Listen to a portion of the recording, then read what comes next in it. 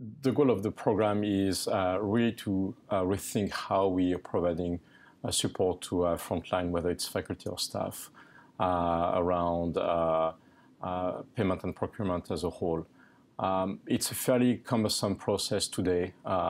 It's incredibly paper intensive. It's complex for users. It can be frustrating in terms of timelines, how long you're out of pocket for your expenses.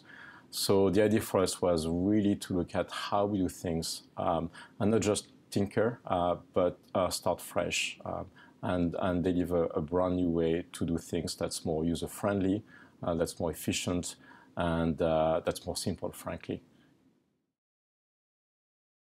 I think every year UBC processes about 400,000 transactions, and we do that in a way that's definitely not efficient, and that can be seen as very bureaucratic by our faculty and staff. It takes them a fairly long time to get reimbursed. Our level of compliance is fairly low, and we just spend way too much time processing and not enough time supporting. So you put that in the context of the war on bureaucracy that we at UBC have initiated. And we have realized that we could do a much better job rethinking how we deliver the service to faculty and staff. There are a couple of priorities, really. The first one is around travel and expense, and the second one is around e-procurement.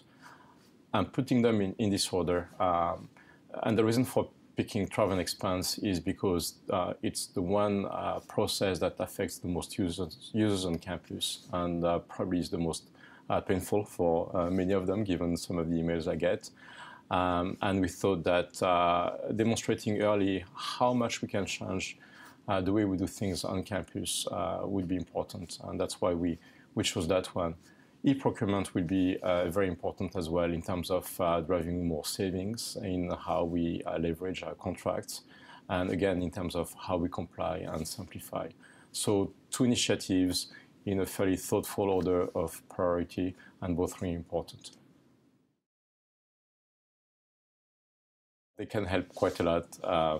There are probably three things I would ask from them. The first one is compliance. It's important as a public institution to comply. We are really trying to make the policies and the procedures as user-friendly as possible, and hopefully people will see a very positive difference from where we are today. But compliance will remain really, really important. The second ask I would have is around patients. It's a fairly significant change that will take place over the next few months. We are really trying to test everything we do and to get it right, but we may not have absolutely everything absolutely perfect. So patience through the change is something that I would beg for. And the third one is feedback, hearing back from you around what your experience is.